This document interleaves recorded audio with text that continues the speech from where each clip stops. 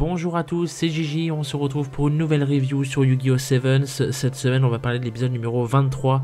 Et quel épisode mes amis, encore une fois. Pour être totalement honnête avec vous, après avoir vu cet épisode à chaud, je ne savais pas comment j'allais en faire une review dessus.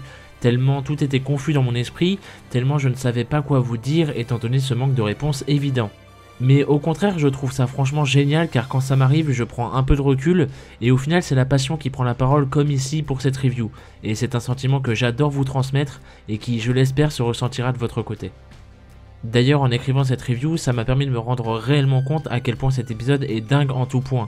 Et c'est ce que je vais tenter de vous prouver ici. Alors si vous n'avez pas encore vu l'épisode, je vous incite fortement à aller le voir avant d'écouter cette vidéo, c'est très important. Vous le voyez certainement, la review est sûrement bien plus longue que d'habitude et ce n'est bien évidemment pas pour rien.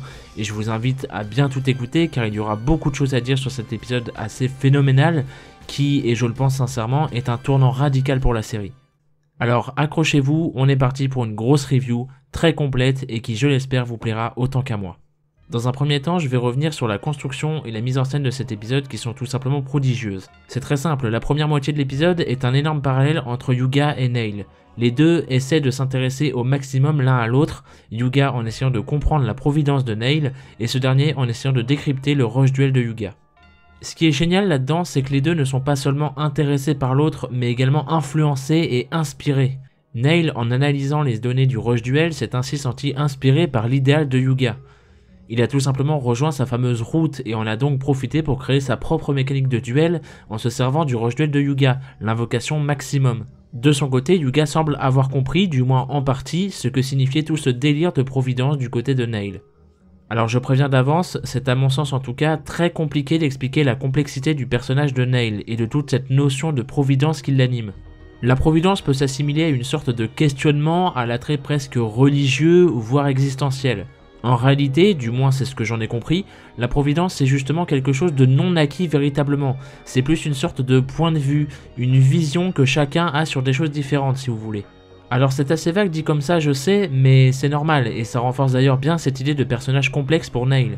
Par exemple, lorsque ce dernier demande pourquoi les montagnes sont si grandes, pourquoi le ciel est-il bleu, ce sont des questions qui n'ont pas de réelle réponse, dans le sens où on pourrait très bien y répondre, pourquoi les montagnes ne sont-elles pas plates, ou bien pourquoi le ciel est-il bleu mais pas vert ou jaune. Vous voyez ce que je veux dire? Ce sont des questions entre guillemets sans queue ni tête et qui renvoient à la complexité de l'existence même. La providence de Nail semble donc être similaire à tout cela, des réflexions qui ne sont pas foncièrement absurdes, mais qui ont surtout plusieurs significations, et chacun a son point de vue, sa réponse, sa vision personnelle de la chose. Et c'est ça la providence de Nail, et même la moralité de Sevens en général à mon sens.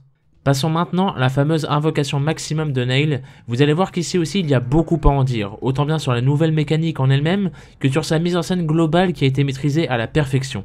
L'invocation maximum donc, qu'est-ce que c'est ? Eh bien justement, on se pose nous aussi tous la question à l'heure actuelle, et c'est tout simplement génial. Du peu que l'on en sait pour l'instant, l'invocation maximum peut s'apparenter à un mixte entre des monstres gémeaux, des fusions et même des liens, de par une invocation pendule. De ce que j'ai compris personnellement, et avec les informations que j'ai réussi à assimiler ici et là, ce sont des nouveaux types de monstres possédant une faculté spéciale dite maximum, leur permettant ainsi de se compléter, et si c'est le cas d'avoir une sorte d'évolution d'une même carte. Par exemple ici, Nail utilise 3 monstres maximum et celui du milieu a la capacité, si les deux autres monstres sont sur le terrain, de se combiner entre guillemets, un peu comme des monstres liens qui sont liés, avec ces derniers afin d'obtenir sa forme maximum, comme une sorte de fusion donc, lui conférant ainsi un bonus d'attaque mais également d'effet, qu'il ne peut bien sûr obtenir que via cette combinaison, uniquement dans cette forme donc, entre guillemets. Mais du coup, cette nouvelle méthode d'invocation soulève énormément de questions pour l'instant sans réponse. Comment une invocation maximum est-elle possible, sachant que dans le cas de Nail, il invoque plusieurs monstres d'un coup, dont un monstre de niveau 10, et ce sans sacrifice, un peu comme les pendules. Ensuite, comment cette mécanique fonctionne techniquement parlant? On peut imaginer que par exemple, si l'on détruit l'un des 3 monstres, celui du milieu perdra vraisemblablement son statut maximum, mais rien ne nous le prouve. Donc, est-ce qu'une invocation maximum est faisable à partir de 2 monstres, ou en faut-il obligatoirement 3 ? Comme je vous le disais juste avant, ce sont des questions qui pour l'instant n'ont pas encore de réponse. Et d'un côté c'est très frustrant et très compliqué à aborder en vidéo, je vous le cache pas, et de l'autre je trouve l'idée tellement géniale en vérité. Car au niveau de la mise en scène, ça impacte énormément sur nous, spectateurs, qui au final ne comprenons pas grand chose à ce qui se passe. Une nouvelle mécanique découverte par l'anime avant même d'être annoncée dans le jeu de cartes. Vous vous rendez compte que ce n'est jamais arrivé dans l'histoire de Yu-Gi-Oh, hormis peut-être avec l'Axel Synchro à l'époque de 5Ds, et encore ce n'était pas différent à ce point. Et niveau construction et mise en scène, là encore, l'invocation maximum est très bien gérée. Pendant tout l'épisode donc, on sent que quelque chose se prépare du côté de Nail surtout, donc tu te doutes bien qu'il va y avoir quelque chose d'important à l'arrivée de ce duel tant attendu entre Nail et Yuga. Surtout qu'au final, rappelez-vous que Nail gagnait déjà des tournois d'adultes à l'âge de 5 ans seulement, pour finir ici par battre à lui seul 5 membres du top de l'Hexagone, qui sont censés être l'équipe d'élite de la Goa, je vous le rappelle au cas où. Mais jamais, au grand jamais, tu peux t'attendre à une telle chose, à savoir l'évolution même du rush duel, l'invocation maximum. De plus, c'est la première fois que Yuga est impressionné, surpris, voire même effrayé par la situation qu'il ne contrôle absolument pas, contrairement à d'habitude justement. Et non seulement c'est très surprenant de voir Yuga ainsi car c'est une première, mais en plus il se fait littéralement détruire sans rien comprendre, rendant ainsi la mise en scène super impactante pour nous. Et justement c'est génial car on sait déjà que Yuga ne sera pas au centre du prochain épisode, du coup on peut d'ores et déjà se poser quelques questions. Par hasard, est-ce que la mécanique de l'invocation maximum ne serait pas la fameuse nouvelle route qu'Otis aurait conseillé à Yuga de trouver? Jusqu'ici, tous les adversaires de Yuga voulaient créer leur propre façon de jouer, mais au final tout cela se faisait avec les mêmes méthodes, le rush duel classique de Yuga. Sauf que pour une fois, Nail semble avoir surpassé ça, il semble véritablement avoir trouvé l'évolution même du rush duel grâce à l'invocation maximum. On est également en droit de se demander si, lorsque Yuga va revenir, il va probablement réaffronter Nail avec sa propre invocation maximum, et s'agirait-il de son fameux robot géant qu'il convoite depuis le début de la série? Alors je me doute que non, du moins pas pour tout de suite, mais pour le coup je suis persuadé que ce robot deviendra d'une manière ou d'une autre un atout important de Yuga plus tard dans la série, et l'invocation maximum pourrait bien en être la clé. Pour conclure, parlons de la moralité de Sevens, de son message de fond que la série veut nous transmettre, et qui n'a d'ailleurs jamais été aussi appuyé que dans cet épisode à vrai dire. Pour cela, revenons donc sur certains points présents et passés dans la série. L'objectif de Yuga en premier plan était de créer son propre style de jeu afin d'être libre de jouer selon son envie. Il a ensuite rallié plusieurs personnes à sa cause, leur a même pour certains donné l'envie de s'intéresser de plus en plus aux différents types de duels en question. Prenez ensuite le cas de Mimi par exemple. Jusqu'ici, Mimi était du côté de la Goa, mais plus le temps passait, plus elle était intéressée par Yuga et par sa morale ayant carrément atteint son propre fils, et par conséquent se remettant elle-même en question sur sa décision. Dans cet épisode, Mimi dit carrément vouloir quitter la Goa, tout simplement car elle n'apprécie plus vraiment leur méthode, et leur envie de vouloir avoir la main sur tout, le contrôle absolu. Justement, à contrario de cela, le fait que le reste du top de l'Hexagone de la Goa rende visite à Nail pile au moment où ce dernier a réussi à créer sa propre mécanique de duel. Ils viennent pour le démettre de ses fonctions, tout simplement car il peut désormais représenter une potentielle menace pour eux, quelqu'un de trop puissant qu'ils n'arriveraient plus à contrôler. Petit détail sur ce point-là aussi d'ailleurs que je trouve génial, c'est de se dire que Nail aussi a réussi à créer sa propre mécanique de duel indirectement grâce à Yuga. C'est grâce à l'intérêt qu'il porte à ce dernier qu'il a ainsi réussi à créer l'invocation maximum, ce qui montre non seulement encore plus cette idée quant à laquelle Yuga influence les gens dans leur manière de penser, mais également ça prouve le respect et l'admiration que les deux portent l'un envers l'autre, afin d'évoluer et progresser dans leurs voies respectives. Car au cas où vous ne l'auriez pas encore compris, c'est ça la moralité du Yu-Gi-Oh! Sevens. Réfléchissez à tous les changements effectués par Yuga sur la mentalité des autres personnages. Tout ce que Sevens nous a montré jusqu'ici, c'est qu'il faut trouver sa propre voie, il faut suivre sa manière de penser, il faut rester soi-même et être en accord avec ses propres convictions, et non pas celles dictées par les autres ou par la société. Cette envie de liberté et de changer les mœurs pour Yuga, l'envie de tout plaquer pour Mimi, pour se concentrer sur elle-même et sur ce qu'elle croit être juste. Pour Nail, c'est sa curiosité et son intérêt envers Yuga, le poussant ainsi à fuir la Goa. Et pour finir, les autres héros qui lors du prochain épisode vont affronter Otis afin de prouver leur valeur. Je vous ai toujours dit que lorsque Yuga serait au plus mal, les autres personnages se souviendront de l'influence qu'il a eue sur eux, de cette libération de l'esprit, de briser les chaînes imposées par la Goa afin de vivre leur propre vie. Yuga motive tout le monde autour de lui à faire comme lui justement, à chercher sa voie, à ne pas se contenter de ce qu'on lui dicte, le tout motivé par Otis qui lui-même en avait soi-disant marre du système de contrôle de la Goa. Et c'est ça le message de Sevens qui se retranscrit partout dans l'anime dans quasiment chaque personnage.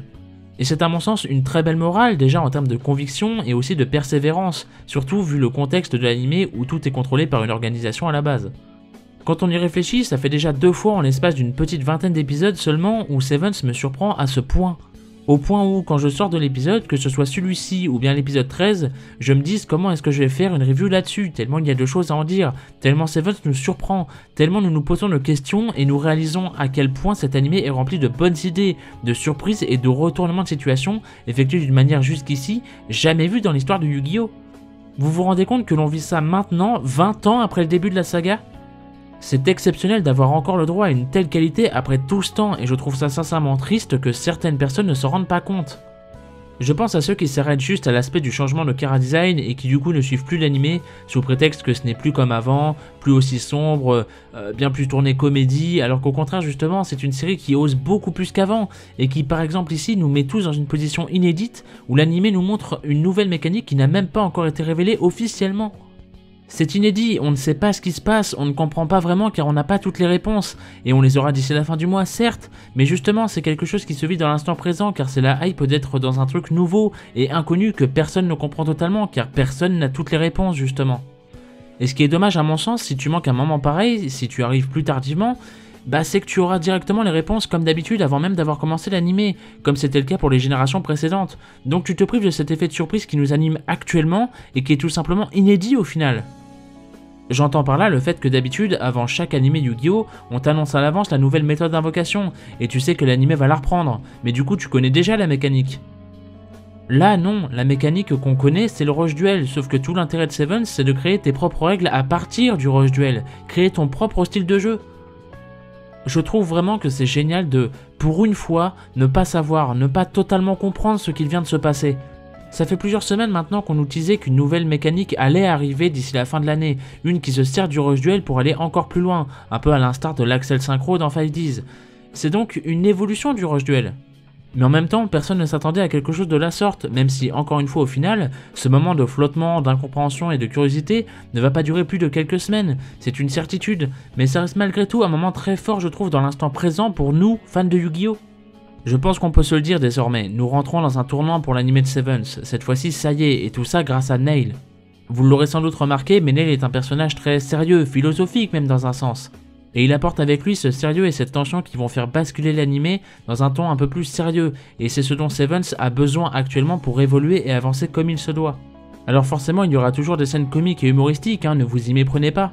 Mais Nail n'apporte pas avec lui du comique, il est là pour changer la donne. Je vous avais prévenu qu'avec un tel seiyuu, le personnage allait avoir une importance capitale pour la série. Maintenant, souvenez-vous de la fameuse phrase d'accroche lors du teaser en nous annonçant Sevens comme étant l'anime qui va changer l'histoire du Yu-Gi-Oh! À jamais. Eh bien, ça commence à faire beaucoup mine de rien, entre le changement de chara design, de studio, des changements effectués dans les mises en scène également, et maintenant cette nouvelle mécanique.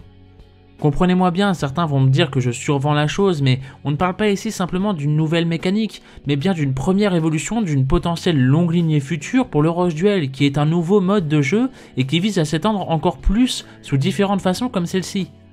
Et encore une fois, le tout fait de façon inédite et surtout avant même le jeu de cartes, et ça c'est une première.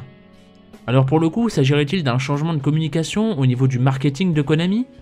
En tout cas, ça sert en grande partie à l'anime et c'est à mon sens une très bonne chose qui fait vraiment plaisir à voir. Et voilà, cette review est à présent terminée, merci à vous de m'avoir écouté, n'hésitez pas à me dire votre avis en commentaire concernant cet épisode comme d'habitude. Avez-vous trouvé cet épisode absolument fantastique comme moi pour toutes les raisons que j'ai évoquées, ou au contraire vous a-t-il plutôt laissé de marbre? Dites-moi tout. Quant à moi, je vous retrouve dimanche pour la prochaine review sur Pokémon Les Voyages, la fin de l'arc bouclier et épée. Ou sinon je vous donne rendez-vous la semaine prochaine pour une nouvelle review sur Yu-Gi-Oh! Sevens où je pense qu'il y aura encore pas mal de choses à en dire pour le coup et ça fait vraiment plaisir. En attendant, portez-vous bien, gardez la passion évidemment et des bisous.